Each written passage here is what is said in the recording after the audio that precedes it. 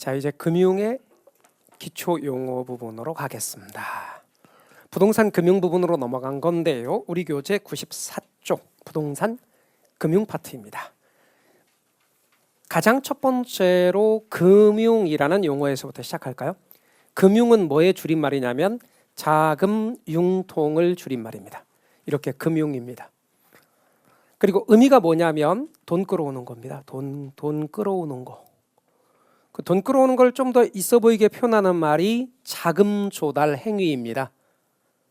그래서 여러분 돈 끌어오는 게 금융이다. 자금 조달 행위다. 그럼 부동산 금융은 부동산과 관련된 자금 조달 행위 이렇게 말할 수 있습니다. 부동산과 관련해서 돈 끌어오는 거. 이게 부동산 금융입니다.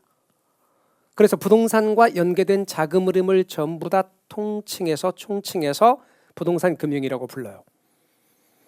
그러면 집 사기 위해서 돈 끌어오는 것도 땅 사기 위해서 돈 끌어오는 것도 부동산 금융이겠네요? 맞아요. 그래서 집 사기 위해서 돈 끌어오는 건 주택금융이고 땅 사기 위해서 돈 끌어오는 건 토지금융이고, 그런데 우리한테 중요한 건 주택금융만 중요해요. 토지금융 시험에 나온 적 없어요. 근데 주택금융의 특징이 뭐냐? 주로 무주택 서민들과 주택 건설업자에게 자금을 이렇게 빌려주고 그러죠.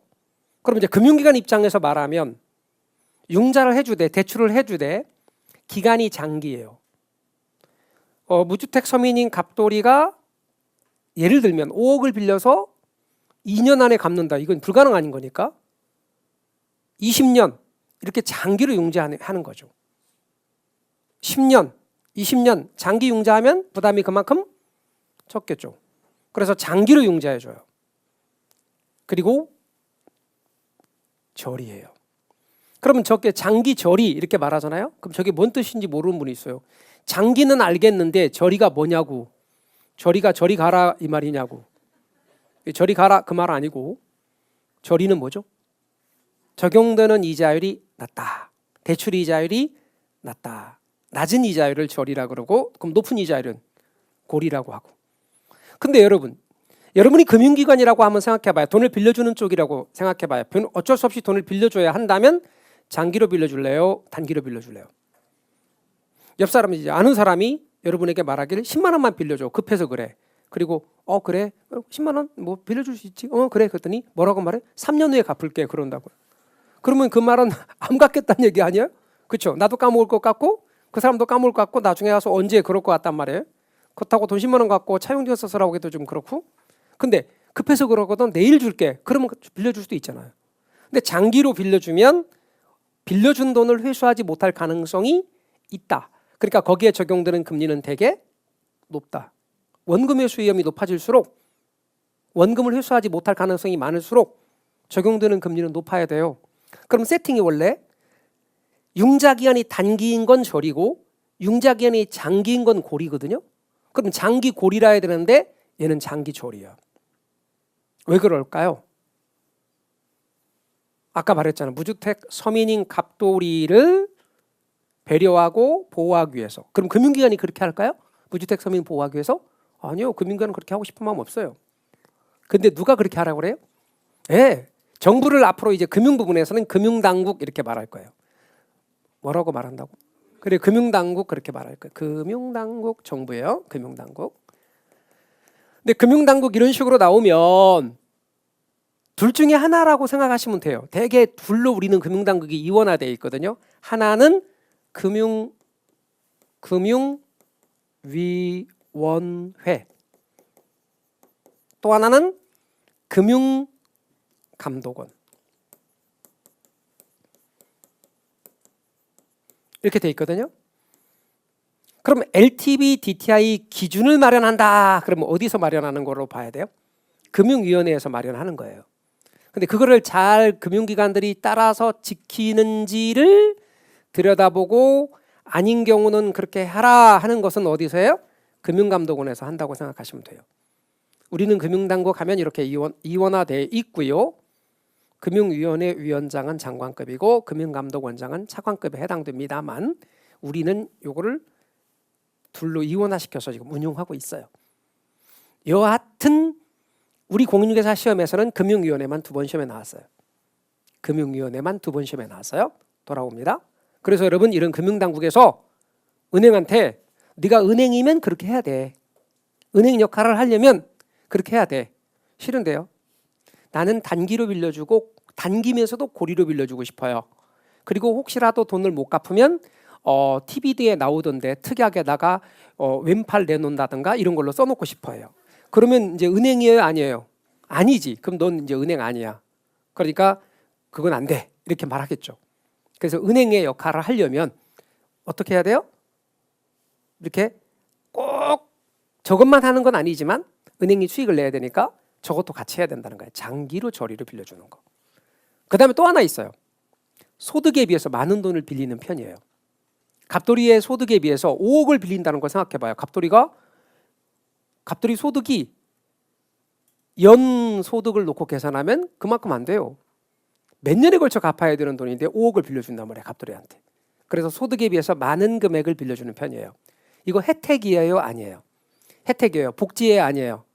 복지금융적 성격을 띠고 있기 때문에 특수금융이다 이렇게 말하는 거예요.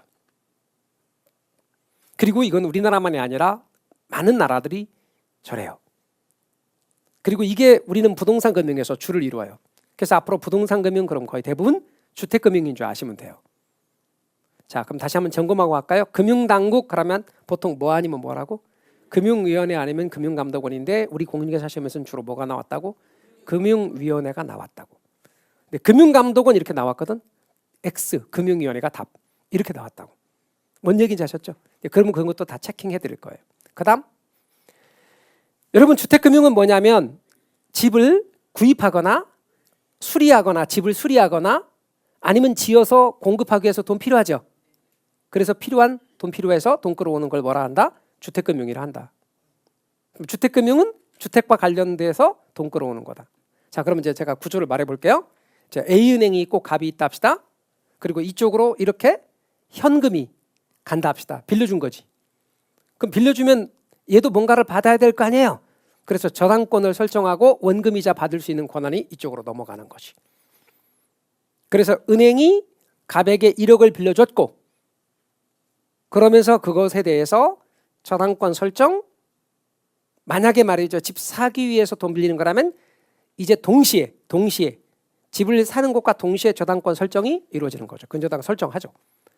그래서 저당권 설정과 원금이자 넘어갈 겁니다. 이때 용어 하나 정리하고 갈게요.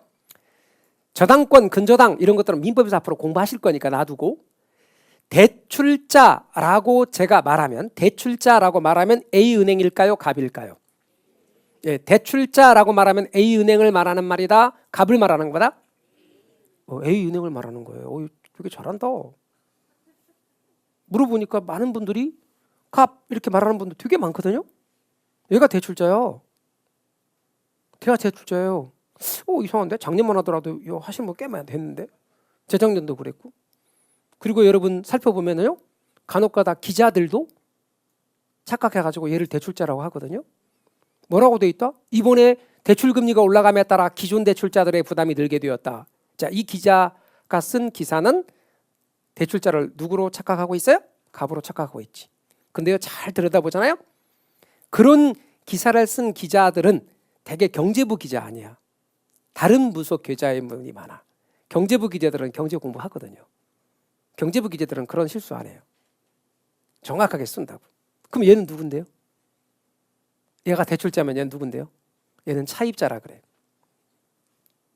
그러면 여러분 만약에 말입니다. 제가 이런 여러분의 기억을 살리기 위해서 또는 저게 오래 혼동되지 않고 기억되기 위해서 이런 예를 들어보겠습니다.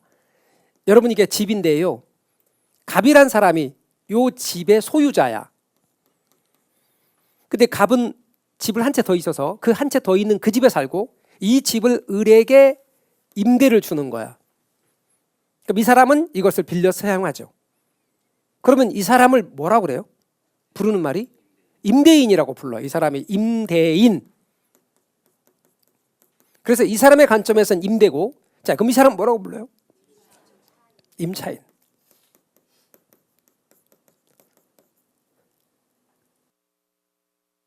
이 사람의 관점에서는 임차예요. 그리고 여러분이 중요하게 생각해야 될 건 대자가 붙는 쪽이 빌려주는 쪽이에요. 차자가 붙는 쪽이 빌리는 쪽이에요. 그러니까 여러분 보십시오. 대출자 할 때 빌려주는 거야. 그럼 빌리는 쪽은 뭐라고 한다고요? 차입자예요. 뭔 얘기인지 아셨죠? 그래서 여러분 앞으로 저거 혼동하지 마십시오. 얘를 대출자라고 착각하는 순간 완전히 뒤바뀐다는 거 잊지 마세요. 그리고 이게 학문적으로 맞는 말이라는 거예요. 그러면 여러분 네이버 지식인 같은 거 간혹 가다 보면 전문가만 답을 하는 게 아니라고 거기다 글을. 그러니까 그것만 갖고 절대적으로 파악하시면 절대 안 돼. 내가 찾아보니까 얘도 대출자라고 말하는 경우도 있는 것 같던데요. 아니라니까. 그건 혼동하는 거라니까.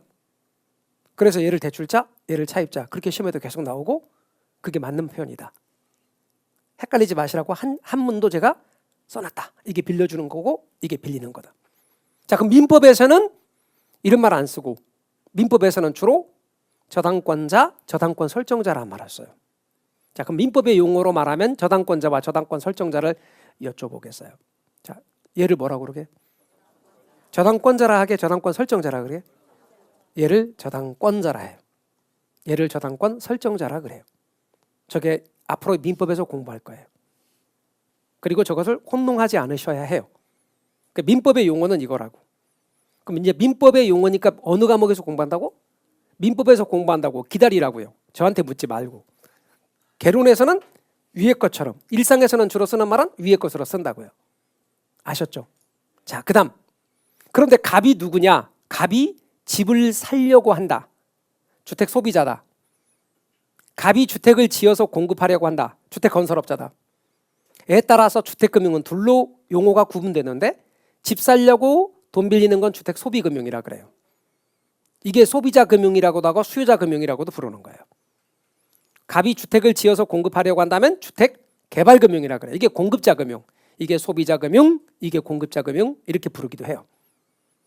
그럼 집 살려고 돈 빌리는 것, 그러면 집 살려고 돈 빌리는 걸 뭐라고 하느냐? 주택을 담보로 하고 장기로 돈 빌리는 걸 저당대부라 그래요.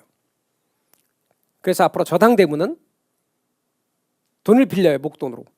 집 사기 위해서. 그리고 거기서 저당권이 설정이 돼요. 그리고 장기에 걸쳐서 돈을 갚아요.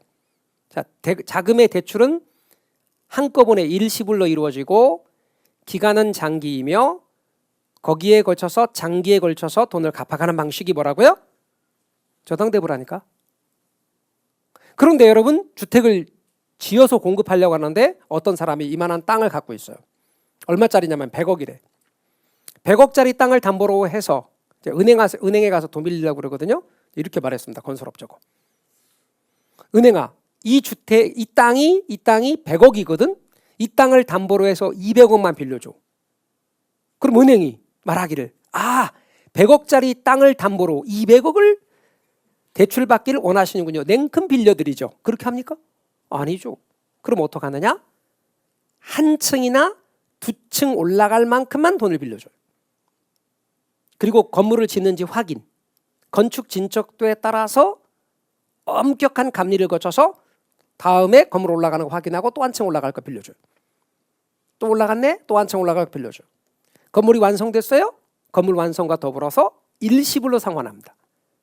자금의 대출은 건축 진척도에 따라서 단계적으로 빌려주고 건물 완성과 더불어서 대출금의 상환은 일시불로 이루어지는 방식을 건축대부라 그래요.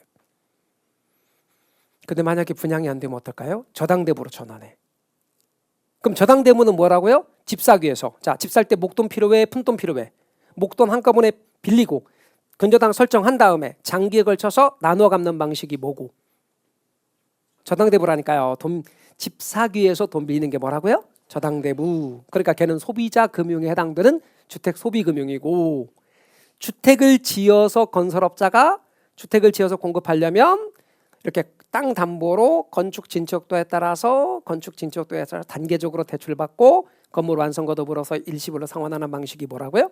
건축대부. 얘는 공급자 금융에 해당되는 주택개발금융이다. 자, 그럼 주택 소비금융의 대표적인 건 집 살라고 돈 빌리는 저당대부가 있고 주택개발금융의 대표적인 건 주택을 지어서 공급하는 건축대부가 있더라.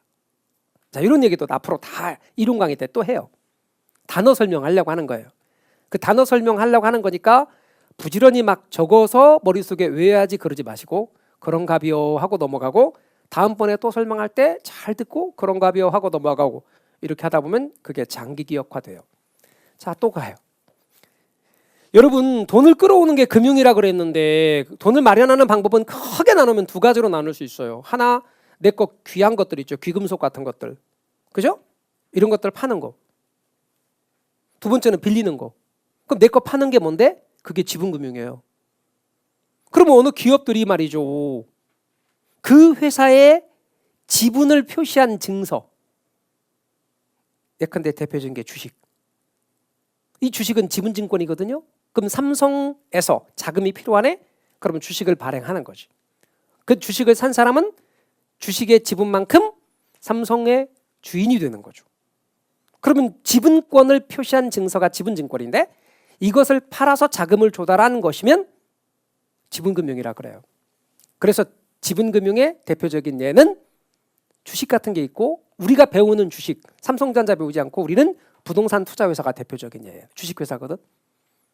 그러면 이 주식회사는 주식 발행을 통해서 자금을 조달한단 말이에요. 그러면 그렇게 조달한 자금은 무슨 금융에 해당된다? 지분금융이라 그래요. 그럼 내 빌리는 건 부동산 담보로 빌리거나 채권 발행을 통해 빌리거나 그런 걸 뭐라고 하냐면 부채금융이라 그래요. 그럼 갑이 을에게 돈 빌리기 위해서 1억을 빌렸음하고 갑이 을에게 써줬어. 뭘? 그걸 네 글자로 뭐라 그래? 돈을 빌리기 위해서 써준 증서를 뭐라고 불러? 차용증서. 세 글자로 차용증. 그럼 개인은 이렇게 차용증서를 써주고 돈을 빌릴 수 있어요. 근데 회사는 돈을 빌리기 위해서 차용증서를 써주는 게 아니야. 돈을 빌리기 위해서 그 차용증서 같은 것을 발행하는데 그걸 뭐라 그래? 채권이라 그래요.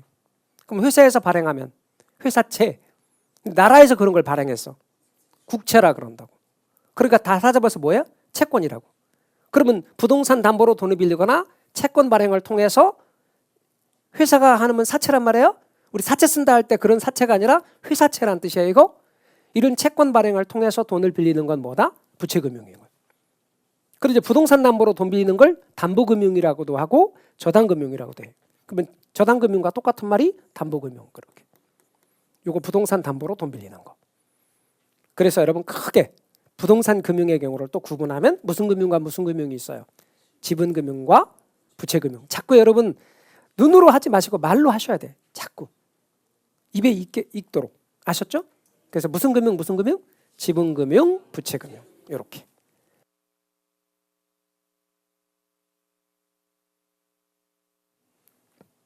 여러분 저당이라는 걸 영어로요. 저당을 영어로 뭐라고 그러게요? 자, 우리 발음은 신경 쓰지 않기로 하고요. 자, 그냥 편하게 말해보세요. 좀 뭐 읽어봐요. 이거 읽어보라면 어떤 분은 모를 테지 이렇게 읽는 분이 있어요. 모를 테지 알 테지 아니고요. 어떤 분은 읽으라니까 모가지라고 읽던데 이 모가지 아니고요. 모기지 이렇게 읽어요. 모기지. 옛날에 모개지라고도 했지만 모기지라고 해요. 근데 되게 웃기는 건 한글로 진짜로 이렇게 말하기 때문에 그래요. 그래서 읽으라고 한 거예요. 저당이에요. 그 부동산 담보로 돈 빌리는 거예요. 그래서 부동산 담보로 자금을 조달하는 걸 뭐라 한다? 예, 저당 내지는 모기지라 한다. 그때 아까 말씀드리기를 돈을 빌려주는 쪽 대출자를 저당권자라고 하고 차입자를 저당권 설정자라고 한다는 것 알아두십시오. 그 다음 용어입니다. 최초로 1억을 빌렸대. 그때 최초로 빌린 1억을 뭐라고 하냐면 융자원금이라 그래요. 자, 1억을 빌렸어요. 그리고 1억을 갚도록 부여된 기간이 10년이래요. 그 10년 그 기간을 뭐라고 하냐면 융자기간이라 그래요. 융자기간을 상환기간, 저당기간이라고 말하기도 해요. 융자기간, 상환기간, 저당기간이라고 해요. 융자를 주기적으로 갚아가는 걸 융자상환이라고 그래요. 융자를 주기적으로 갚아가는 걸 융자상환이라 그래요. 근데 질문합시다. 융자기간이 긴 경우와 짧은 경우. 융자기간이 예를 들면 5년인 경우하고 10년인 경우 중에서 어느 게 매번 갚아가는 부담이 적을까요? 10년인 경우. 그래서 여러분 상환기간이 길어질수록 매번 매기 상환하는 상환금이 적어지기 때문에 부담이 적어지는 거예요. 근데 이걸 이해 못한 어느 순박한 청년이 보니까 딱 검색하니까 23살이더만 질문을 하셨대요. 질문방에. 뭐라고요? 남의 돈을 빌리면 빨리 갚는 게 부담감도 적고 소화도 잘 되고 그러지 않을까요? 그러니까 남의 돈을 빌려서 오랫동안 가지고 있으면 부담감도 커지고 소화도 안 되고 그럴 것 같은데요. 이렇게 질문을 했거든요. 그 뜻이 아니야. 그 뜻이 아니고 3개월 무이자보다 6개월 무이자가 부담이 더 적다. 그 말인 거예요. 제 말 이해가 되셨나요? 네, 그래요. 그 다음에 여러분 갚고 남은 걸 뭐라고 하냐 이거지. 여기까지 갚았어. 아직 못 갚은 거. 이걸 뭐라고 하냐면 미상환 저당장금 줄여서 저당장금 대출잔액이라 그래요. 대출잔액이라고도 하고 저당장금이라고도 해요. 근데 하나 좀 볼 게 좀 있잖아요. 다 융자로 시작하잖아. 융자원금, 융자상환, 융자기간. 그럼 이것도 융자로 시작할 단어가 나올 것 같지 않아요? 원래 융자잔고였어요. 융자잔고. 근데 이게 일본말이래. 완전 일본말이래. 그래서 이게 너무 일본말이니까 국립국어원인가? 거기에서 이거 좀 쓰지 말았으면 좋겠다. 그 대신 대안어로 제시한 게 이거예요. 대안어로 제시했고 시험에 그렇게 나왔어요. 공인중개사 시험에. 그러니까 여러분은 앞으로 이런 표현보다 옛날에는 이렇게 나왔는데 이런 표현보다 요즘에는 시험에 이렇게 나오니까 여러분은 대출잔액 혹은 저당장금 혹은 미상환 저당장금 이렇게 알아두십시오. 아셨죠? 자, 그 다음 여러분 매번 갚아가는 금액을 뭐라고 하냐면 투자론에서는 부채 서비스액, 근데 금융론에서는 원리금 상환액이란 말을 써요. 얼마나 웃기냐면 시험지가 이렇게 크게 있거든요. 반 딱 나눠줘서 문제가 이렇게 나와요. 큰 시험지니까. 이쪽 문제는 투자론이고 이쪽 문제는 금융론이거든요. 한 페이지에 있는 경우가. 근데 여기서는 부채 서비스액이라 나오고 똑같은 말인데 여기는 원리금 상환액이라고 나와요. 아시겠어요? 그러니까 투자론에 주로 말하는 투자론에 주로 단어 다루는 말이 부채 서비스액이라면 이 부채 서비스가 똑같은 말이 금융론에서는 원리금 상환액으로서 원금 플러스 이자를 가리키는 말이에요. 그러니까 매번 갚아야 될 원금 플러스 이자를 금융에서 뭐라 한다? 원리금 상환액. 투자론에서 뭐라고 한다? 부채 서비스액. 용어 아시겠죠? 이렇게 용어를 정리 잘 하셔야 돼요. 근데 이제 겁나게 중요한 용어 하나 더 남았어요. 그게 뭔데? 그게 바로 이자율이에요. 하나 여쭙고 시작할게요. 여러분 이자율과 금리는 같은 말일까요? 다른 말일 것 같아요. 느낌상. 이자율과 금리는 같은 말처럼 느낌이 와요? 다른 말처럼 느낌이 와요? 네, 같은 말이에요. 이자율과 금리는 같은 말이다. 그래서 여러분 이자라는 게 있는데 이자는 돈의 사용대가예요. 자, 한 달 동안에 내가 1억을 사용한 사용료로 얼마를 냈다. 그게 이자예요. 그리고 이때 금리는 이자가 원금에서 차지하는 비율이에요. 그러면 내가 1억을 빌렸고 그것의 대가로 500만 원을 냈다. 1년 동안에. 그러면 1억을 사용한 대가로 500만 원 냈으니까 1억 분의 500만 원이에요. 그럼 몇 퍼센트예요? 계산하기 쉬우라고 일부러 그렇게 숫자를 넣은 건데. 자, 1억 분의 500만 원은 몇 퍼센트예요? 5%. 거기다 곱하기 5 해야 되니까 5%. 따라서 1억 분의 500만 원 곱하기 100 하면 5%가 뭐다? 금리예요. 이자율과 같은 말이에요. 그래서 이자율이 금리입니다. 그래서 금리는 빌린 돈 곱하기 금리 해주면 이자가 나오는 거예요. 그래서 이자를 계산하는 근거로 사용돼요.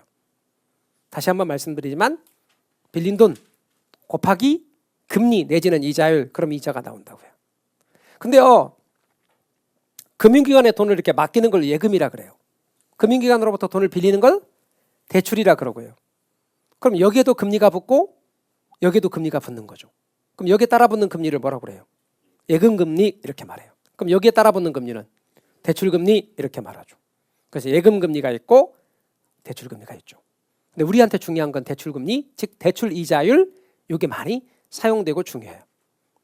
그러면 이제 대출 금리가 정해지는 데 있어서 금융기관 입장에서 봐요. 이 예금이 들어온다면 그게 재원이 되어서 그걸 빌려주는 거죠.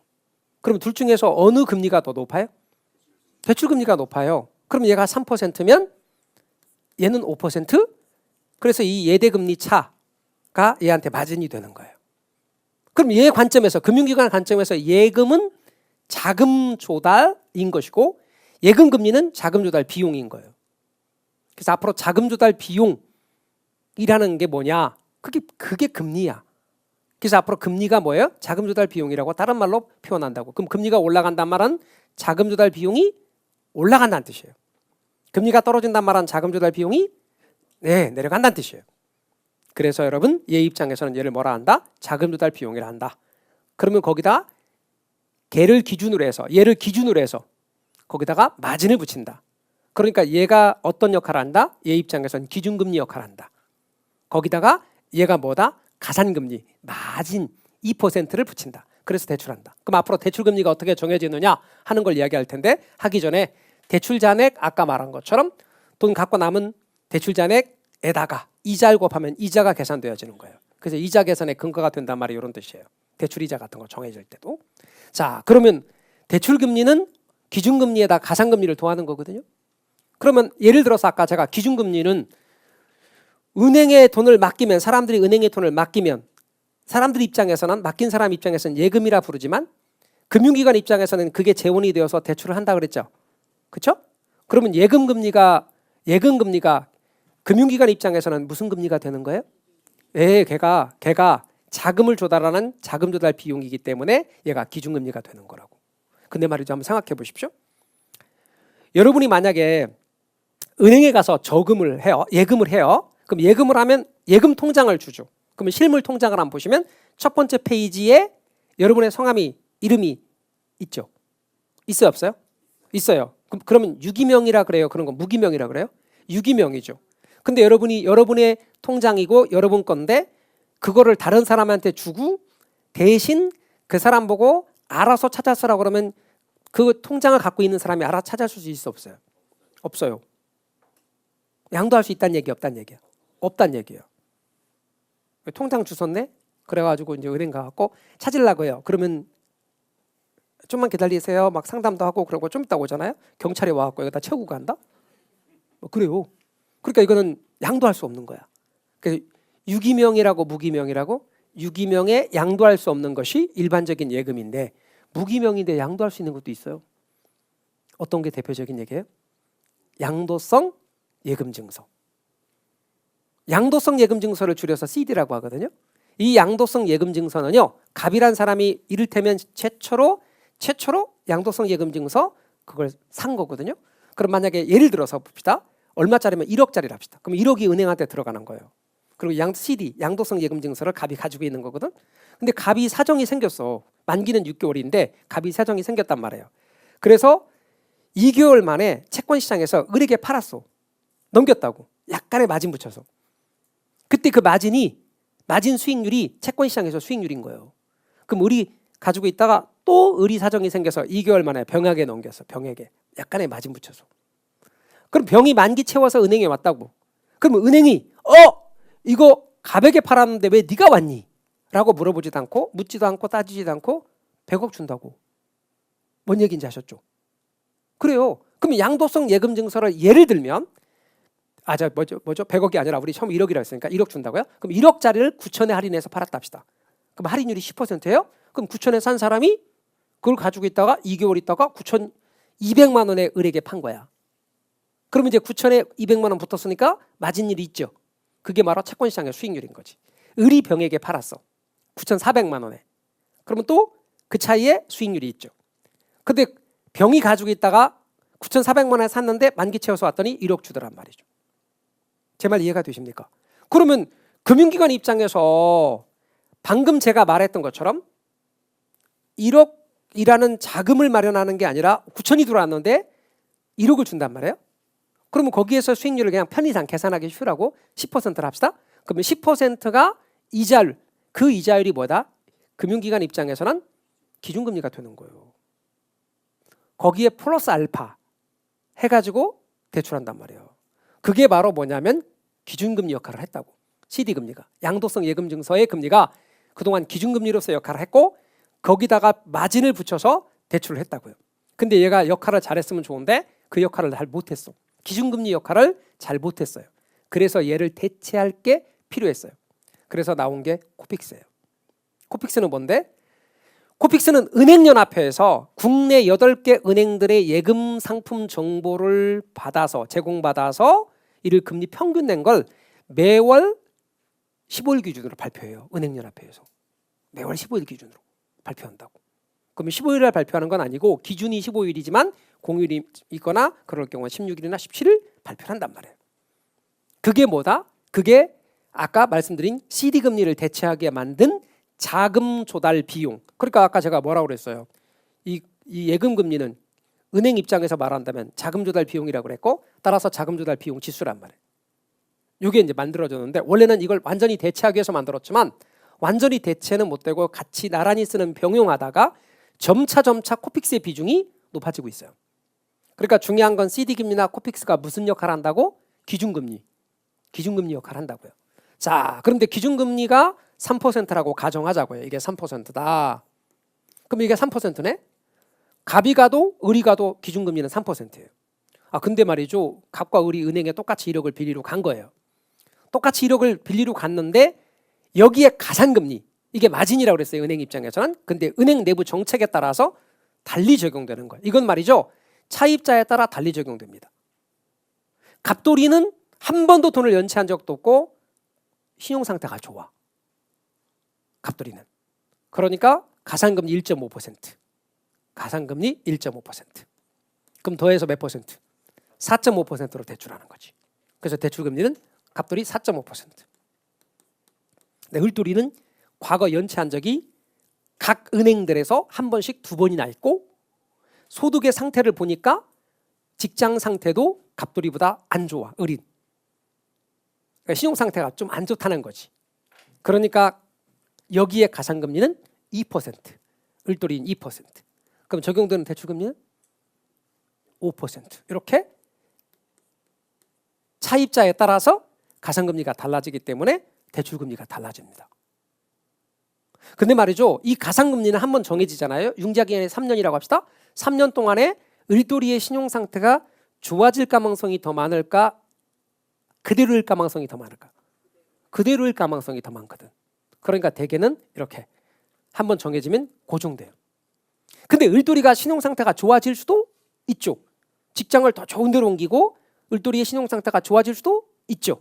그러면 은행이 필요로 하는 증빙서류 떼어다가 은행에 제출한 다음에 나도 얘처럼 금리를 낮춰주세요라고 요구할 수 있을까 없을까? 있죠. 금리 인하 요구권 있습니다.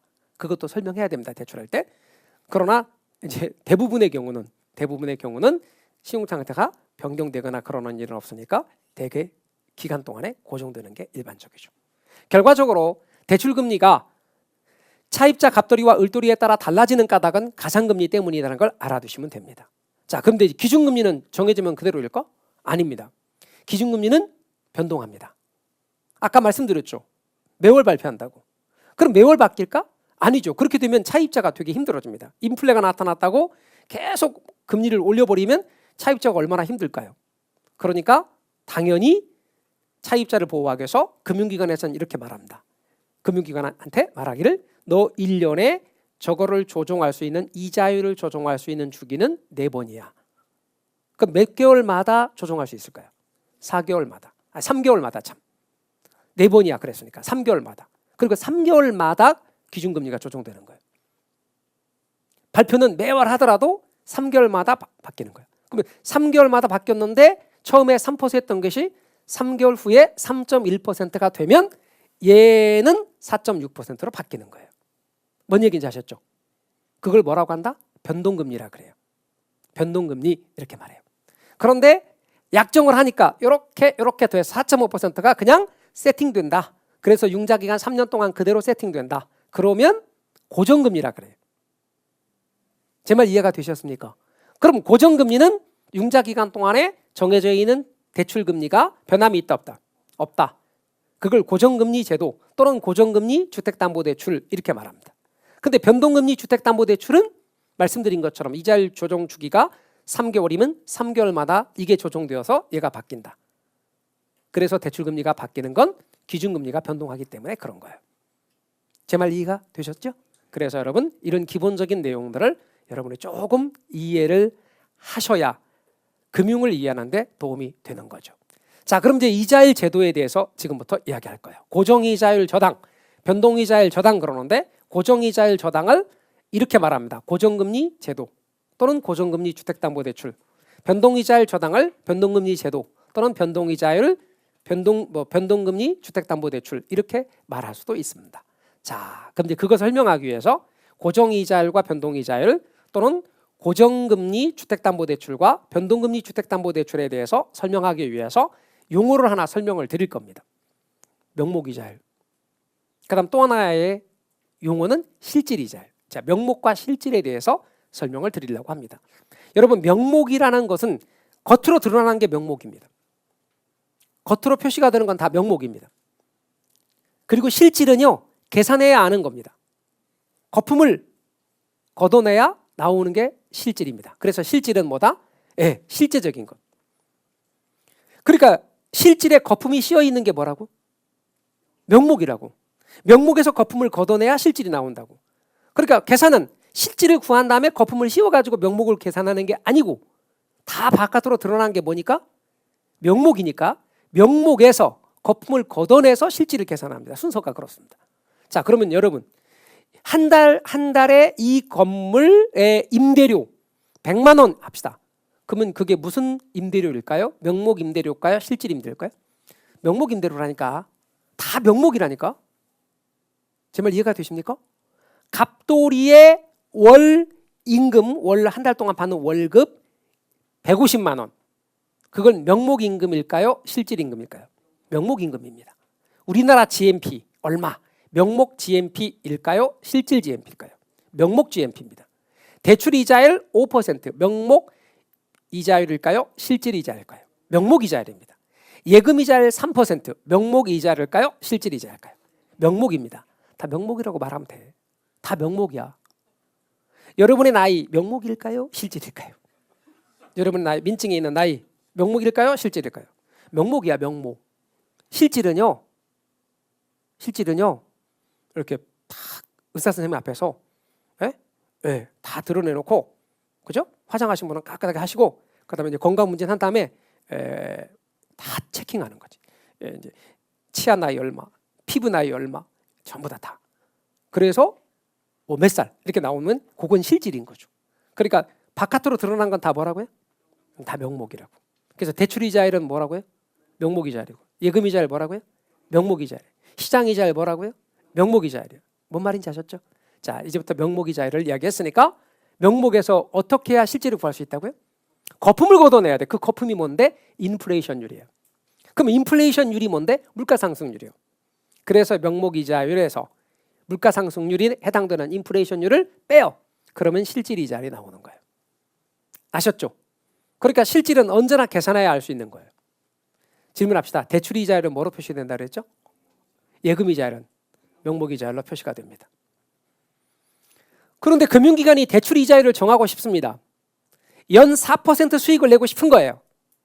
그래서 4% 수익을 내고 싶다고 대출 이자율 4% 그래버리면 아무리 은행이 말하기를 나는 4%가 실질 수익률이었단 말이야 라고 아무리 외쳐도 세상 모든 사람들은 그걸 명목 이자로 받아들입니다. 그러니까 4%로 대출하면 되겠어 안 되겠어요? 절대 안 됩니다. 몇 %로 대출해야 되느냐? 자, 4%가 금융기관이 얻고 싶은 수익률입니다. 거기에 인플레이를 더해야 됩니다. 제 말 이해가 되십니까? 인플레이를 더해서 대출해야 됩니다. 그러면 4%가 실질 수익률인데 인플레이율이 3%야? 그럼 몇 %로 대출해야 돼? 7%로 대출해야 거기서 3% 인플레이라는 거품을 걷어내면 실질 수익률이 4%가 나오는 거예요. 그래서 여러분 이렇게요. 근데 중요한 건 인플레이율은 앞으로 대출할 거니까 미리 알아 몰라? 몰라요. 앞으로 발생할 인플레잖아. 그러니까 예상 인플레지. 근데 예상은 말이죠. 나중에 지나보면 예상대로 반드시 돼야 안 될 수도 있어요. 안 될 수도 있어. 그러니까 예상한 인플레가 있고 예상하지 못한 인플레가 있다고. 이 두 가지 합친 게 실제 인플레라고. 그럼 4%로 예를 들어서 대출을 했다고 합시다. 4%가 참 수익률이라 합시다. 금융기관이 원하는 수익률이 몇 %냐면 4%. 그래서 실질 이자율이 4%입니다. 그런데 4%로 대출하면 된다 그랬어요? 안 된다 그랬어요? 안 된다니까요. 그럼 어떻게 해요? 여기다 예상되는 인플레이를 더해야 된다고. 그럼 예상되는 인플레이율이 몇인가? 3이라고 가정합시다. 그럼 몇 %로 처음에 대출해야 돼요? 7%로 대출해야 돼요. 제 말 이해가 되십니까? 7%로 대출 이자율을 딱 한 거예요. 그래서 여러분 대출이자율은 7%다. 명목이자율로 표시가 된 대출이자율은 7%야. 아, 근데 지났거든요. 딱 지나서 보니까 예상하지 못한 게 1%가 발생한 거야. 예상하지 못한 게 1%가 발생한 거야. 근데 예상하지 못한 인플레가 발생하기 전에 융자 계약서에 대출자인 금융기관과 차입자인 갑돌이 사이에 융자 계약서를 작성하는데 그 계약서에 매년 7%로 한다 이렇게 한 거예요. 그러면 융자 기간 동안 저게 고정되겠죠. 그럼 그걸 뭐라 한다 그랬죠? 고정 끝까지 붙이세요.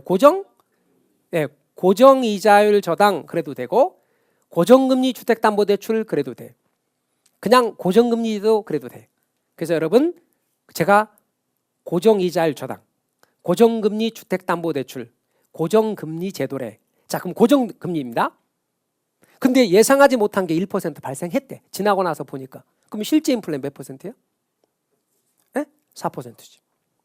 그럼 실제 인플레가 4%예요? 얘는 고정됐어요? 그럼 숫자 맞추려면 여기 몇이 돼야 돼? 3이 돼야지. 그러면 실질이자율이 하락하죠. 제 말 뜻 이해가 되셨나요? 그럼 실질이자율이 하락하니까 대출자가 유리한 거예요, 불리한 거예요? 대출자 유리 불리? 불리해져요. 원래 몇 % 수익 내고 싶었는데 4%. 근데 몇 % 수익 낸데 3% 수익 내는 거예요. 그럼 대출자가 불리한 융자제도지. 예상보다 높은 인플레가 나타나면 그리고 인플레로 인한 위험이 누구한테 가냐면 대출자에게 가요. 그래서 대출자는 불리, 차입자는 유리한 융자제도입니다. 말뜻 이해가 되십니까? 좀 더 나갈게요. 7%로 대출했어. 근데 시장 금리가 8%로 올라간 거예요. 그럼 시장 금리, 시장 이자율은 뭔데? 지금 은행 가면 대출 받을 수 있는 이자율. 그러면 갑돌이는 몇 %로 대출 받았는데 7%로 받았거든요. 그 당시에는 시장 이자율이 7%여서. 근데 지금은 8%로 올랐대. 금리가. 시장 이자율, 시장 금리가. 그럼 지금 은행 가면 몇 %로 대출 받아요? 8%. 그럼 금융기관 입장에서 말해봐요. 7%로 대출을 이미 했어. 1억을. 그런데 지금은 8%로 대출해. 아, 그러니까 1%포인트만큼 금리차 손해나죠. 수익성 약화되죠. 그걸 뭐라고 하냐면 이자율 위험이라 그래요. 그럼 시장 이자율이 올라가면 금리차만큼 손해나는 게 누구라고 그랬죠? 대출자요. 시장 이자율이 올라가면 대출자는 불리해집니다. 수익성이 약화됩니다. 제 말 이해가 되십니까? 그럼 이제 금리가 시장 이자율이 떨어졌습니다. 7% 이하로 5%로 떨어졌습니다. 자, 5% 딱 떨어졌어요. 그럼 차입자는 어떤 행동을 할까? 7%로 난 빌렸거든? 근데 지금 시장 이자율이 5%로 떨어졌어. 그럼 차입자는 어떤 행동을 할까? 7%로 지금 빌렸어야 되는데 7%로 다 갚고 나중에는 5%를 빌려야지 그래요? 안 그래요? 안 그러고 어떻게 해요? 어떻게 해요? 어떻게 해요? 7%를 갚아 미리. 그리고 다시 5%로 융자받아. 이걸 일상에서는 뭐라고 말해? 갈아탄다 이렇게 말해. 그러면 얘 만기가 되기 전에 갚는 걸 뭐라고 그래? 조기상환. 조기상환 후 재융자 받는 거죠. 차입자는. 그러면 이게 대출기관 입장에선 좋은 거야, 안 좋은 거야? 안 좋은 거죠. 7%로 끝까지 가야 수익률이 내는데 시장 이자율이 5%로 떨어졌기 때문에 2%만큼 손해냈죠. 그걸 조기상환 위험이라 그래요. 그럼 조기상환 위험은 누가 부담하는 위험이에요? 대출자가 부담하는 위험이에요. 시장 이자율이 7%이던 것이 8%로 올라가면 금리차만큼 손해난다 그랬죠. 그게 아까 무슨 위험이라고 그랬죠? 이자율 위험, 금리 위험이라고 그랬죠. 그럼 그건 누가 부담하는 위험이라고 그랬죠? 대출자가 부담하는 위험. 시장 이자율이 5%로 떨어집니다. 그러면 조기상환이 나타난다 그랬죠. 그건 조기상환 위험이라고 그랬죠. 누가 부담하는 위험이라고 했죠? 대출자. 그럼 대출자는 고정금리를 선택하는 순간 어떻게 돼요? 다 손해야. 이거 하고 싶겠어, 안 하고 싶겠어? 안 하고 싶어요. 금융기관은. 그래서 금융기관이 말했어요. 나 이거 안 하고 싶어. 그러면 뭐라 그래? 금융당국에서? 그래, 그럼 너 은행 하지 마. 그러니까 이거 하라는 거야. 근데 하긴 하지만 많이 안 하고 싶어. 기간도 짧게 하고 싶어. 금융기관 입장에서는. 뭔 얘기인지 아셨죠? 그래서 다 손해니까. 자, 그럼 금융기관은 이제 인플레가 나타났을 때 인플레로 인한 위험들 또는 이자율 위험 같은 경우를 차입자에게 떠넘기고 싶어. 그런 융자제도를 만들어냈죠. 그게 뭐다? 변동이자율 저당, 변동금리제도, 변동금리 주택담보대출입니다. 4% 수익을 내고 싶거든요. 예상되는 인플레가 2%라고 가정합시다. 어째서 얘는 아까 3이었는데 얘는 왜 2인지는 조금 이따 설명할게요. 더해서 6%로 대출했습니다. 지나고 나서 보니까 예상하지 못한 인플레가 1% 발생한 거 있죠. 그러면 실제 인플레는 몇 %입니까? 3%. 그러면요, 어떡한다? 1%만큼을 여기다 반영해서 올려. 얘를 7로 올린다고. 그러면 실질이자율에 변함이 있어 없어? 없어요. 그럼 인플레로 인한 위험을 대출자가 누구에게 떠넘긴 거야? 차입자에게 전가한 거라고요. 제 말 이해가 되셨죠? 인플레로 인해서 시장이자율이 올라가면 금리 위험이 나타나는데 이 금리 위험을 누구한테 떠넘긴 거다? 차입자에게 떠넘긴 거예요. 이자율 위험을. 또 인플레가 나타났어. 지나고 나서 보니까. 그러면 또 올려. 그래서 실질이자율은 변함이 없는 겁니다. 그럼 인플레이션계 대출자 유리 분리. 자, 이 선택은 대출자 유리 분리. 유리, 차입자 불리한 제도입니다. 요거는 대출자 분리, 차입자 유리한 제도입니다. 요거는 대출자 유리, 차입자 불리한 제도입니다. 차입자에게 떠넘겼으니까. 그 다음에 여러분 초기 이자율도 비교해 보겠습니다. 초기 이자율. 초기 이자율을 비교하니까 얘는 7, 얘는 6이네. 그러니까 고정 이자율이 높아, 변동 이자율이 높아. 고정 이자율이 높아. 변동 이자율의 경우는 초기 이자율도 낮아. 사실은 초기 이자율이란 말 자체도 변동 금리, 변동 이자율 때문에 나온 말이에요. 얘는 변하니까 초기 이자율이 있지만 얘는 처음이나 끝이나 똑같기 때문에 초기 이자율이란 말에 의미도 없는 거예요. 한번 정해지면 끝까지 가는 거니까. 그러면 얘는 왜 높으냐? 아까 왜 얘는 3이었느냐? 얘는 2인데 이걸 변동시킬 수 없기 때문에 처음부터 높이 잡은 거예요. 그래서 예상되는 인플레율이 높아질 수밖에 없어요. 그래야만 그나마라도 오는 인플레로 인한 위험을 줄일 수 있기 때문에. 그래서 초기 이자율이 높아지는 거예요. 얘가 높기 때문에. 제 말 이해가 되셨습니까? 그래서 여러분 일반적으로 초기 이자율은 고정이 높고 변동이 낮습니다. 그 다음 또 하나 보세요. 이거를 사흘이 멀다 하고 올려봐. 네? 생각해 보세요. 아까 제가 말한 것처럼 기준금리를 계속 변동시켜서 인플레 부분에 대응하기 위해서 매일같이 올려봐. 그 아침에 제일 또 일찍 눈 뜨자마자 고객님 안녕히 주무셨습니까? 오늘도 금리가 올랐음을 알려드립니다. 쓰러지겠다. 보자마자. 안 된단 말이죠. 그러니까 어떻게? 누구를 보호하기 위해서? 차입자를 보호하기 위해서. 금융기관이 금리를 변동할 때 저 이자율 조정 주기를 아무렇게나 올리지 못하고 1년에 올리는 횟수를 제한하고 있단 말이에요. 여러분 이자율 조정 주기가 대출자 입장에서 보면 저거 짧은 조정 주기를 원하겠어요? 긴 조정 주기를 원하겠어요? 그렇죠. 대출자는 짧은 조정 주기를 원해. 그런데 차입자는 긴 조정 주기를 원한다고. 그렇지 않겠습니까? 그럼 이자율 조정 주기도 대출자와 차입자 간에 협의해야 할 사항이란 말이에요. 근데 우리가 협의라는 말에 한번 생각해 보죠. 자, 협의와 합의는 다른 말인데 앞으로 이제 공부를 하면서 여러분 계약서 같은 거 썼을 때 협의를 한다 이런 말이 나오거든요. 근데 협의가 한번 생각해 보세요. 금융기관하고 갑하고 협의를 하는데 이제 은행한테 가서 물었어요. 갑돌이가. 은행아 이자율 조정 주기 얼마야? 그랬더니 은행이 말하기를 우리 은행은 4개월입니다. 또는 3개월입니다. 만약에 이렇게 말합시다. 3개월마다 이자율이 변동되는 변동 주기를 갖고 있습니다. 나 마음에 안 드는데요. 6개월로 합시다. 제안을 한 거야. 그리고 협의하자 그래. 그러면 은행이 협의해 볼게요. 그래요? 뭐 이런 황당한 경우가 있냐 그러지 않았습니까? 그다음에 계약서를 갈 때 처음에 융자 계약서 쓸 때 은행이 이렇게 계약서를 내밀길래 아니 나도 계약서 써왔다고. 서로 조정하자고. 그러면 은행이 그래요? 하고 조정을 해요? 아니죠. 이게 표준 계약서라고. 너는 그냥 네라고 쓰면 된다고. 그리고 내가 쓰라고 하는데 사인하면 된다고. 그러지 않습니까? 여러분이 계약을 할 때 여러분이 계약서를 써가면 여러분이 좀 센 쪽이에요. 갑이야. 근데 여러분은 한 번도 계약서를 써본 적은 없고 이미 써져 있는 계약서에 사인만 한다면 여러분 대부분 을이라고. 제 말 이해가 되십니까? 그래서 금융기관과 차입자 사이에 협의한다 말이 좋아 협의지만 협의가 아니라고요. 정해져 있는 것에 나는 얘라고 사인할 수밖에 없다고. 그러다 보니까 사회적 약자가 차입자일 수밖에 없고 이런 차입자를 보호하기 위해서 이자율 조정 주기를 대부분에게 정부의 경우 즉 금융당국에서는 규제를 해서 횟수 제한을 하고 있습니다. 그러다 보니 아까 말한 3개월에 한 번 정도 바뀐다. 뭐 이런 식으로 하고 있는 거죠.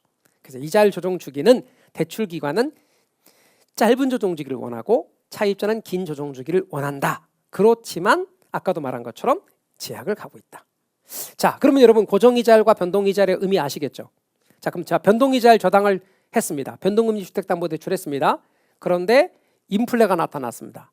인플레만큼 뭐가 올라갑니까? 대출이자율이 올라갑니다. 그러니까 실질이자율의 변함이 있습니까? 없습니까?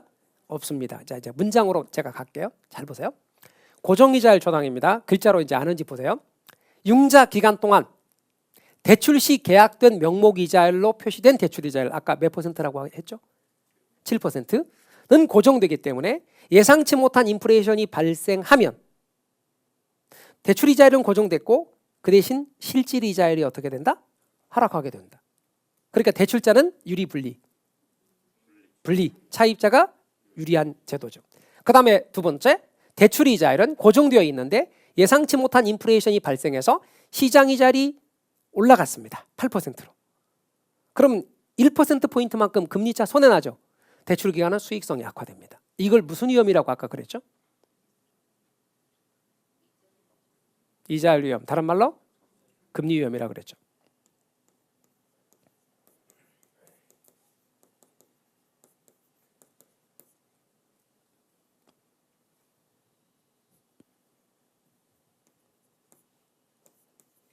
용어 여러분 아셔야 됩니다.